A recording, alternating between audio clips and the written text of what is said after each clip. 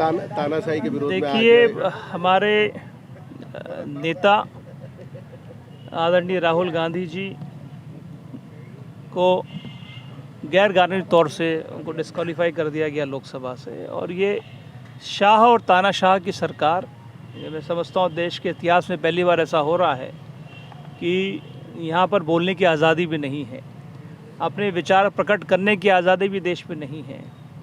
अगर कोई सच्ची बात कहता है, हम लोग संसद में अडानी के खिलाफ कुछ तथ्य रखना चाहते हैं, मुद्दे पर बात करना चाहते हैं, जो सच बोलता है उसके खिलाफ कभी ईडी भेज दी जाती है, कभी सीबीआई को भेज दिया जाता है, कभी सरकारी एजेंसियों के उसके घर पर छापा मारने के लिए भेज दिया जाता है।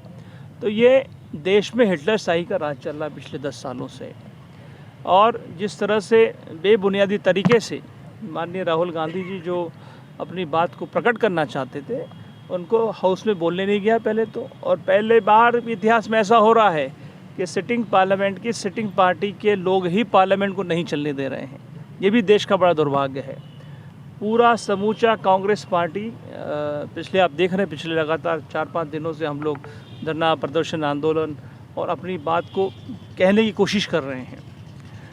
उसी संदर्भ में आज समूचे देश भर में गांधीवादी तरीके से हमने महात्मा गांधी जी के सामने अपनी बात रखी, और उन्हें एक मौन धरना आयोजित समूचे प्रदेश और देश में किया गया है। और हम चाहते हैं कि ये जो देश अहिंसा का देश है, महात्मा गांधी के देश में जिस तरह से हिटलरशाही चल रही है, ये देश के लिए ठीक नहीं है, देश की आज़ादी के लिए ठीक नहीं, देश की डेमोक्रेसी के लिए ठीक नहीं है।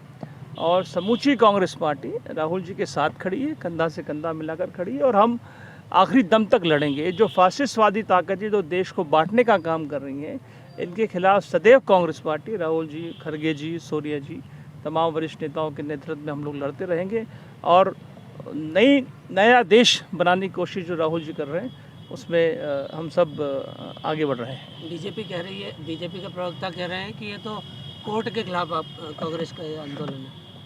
देखिए, पहली बात तो भाई सरकार भी तुम्हारी और कोर्ट भी तुम्हारा, समझे ना आप।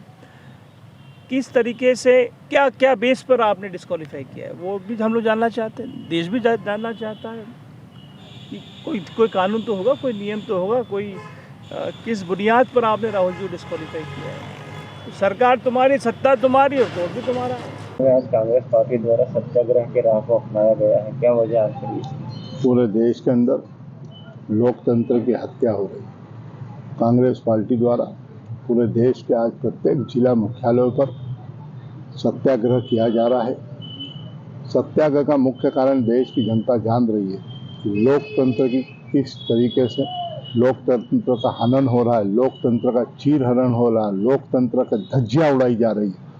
उसके विरोध में आज पूरे देश के अंदर प्रत्येक जिला कांग्रेस कमेटी और कांग्रेस के कार्यकर्ताओं के द्वारा प्रत्येक जिले में सत्याग्रह किया जा रहा है। हम सब लोग सत्याग्रह में शामिल हुए और इस देश की जनता को बताना चाहते हैं कि लोकतंत्र की हत्या तत्काल बंद होना चाहिए, लोकतंत्र का चीरहरण बंद होना चाहिए। जिस तरीके से भारतीय जनता पार्टी की सरकार और नरेंद्र मोदी की सरकार जिस तरीके से चीरहरण कर रही है, वो देश की जनता देख रही है।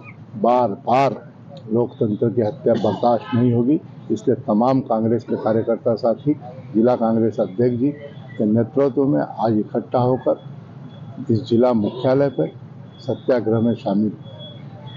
राहुल गांधी की निवेदन कर रहा हूँ, बार बार कर रहा हूँ कि ये देश की विपक्षी पार्टियों का केवल कारण नहीं है, देश की पूरी जनता के साथ लोकतंत्र की हत्या हो रही है। जनता को जो सुविधाएं, जो व्यवस्थाएं सरकारों द्वारा मिलना चाहिए, सब बंद हो गई, और छाट छाट कर अपने लोगों को अपने लोगों के द्वारा उपकृत किया जा रहा है। आप देख रहे हो 30,000 करोड़ रुपए अडानी के खाते में कहां से आए हैं। इसका केवल राहुल गांधी जी जब प्रश्न पूछते हैं तो उस प्रश्न का बीजेपी की दुखती रग पकड़ में आ गई। भारतीय जनता पार्टी और नरेंद्र मोदी देश की जनता के सामने इसका जवाब नहीं दे पा रहे हैं। ताज़ा खबरों के लिए सब्सक्राइब करें JSR टाइम्स और साथ ही नोटिफिकेशन पाने के लिए बेल आइकन को दबाएं।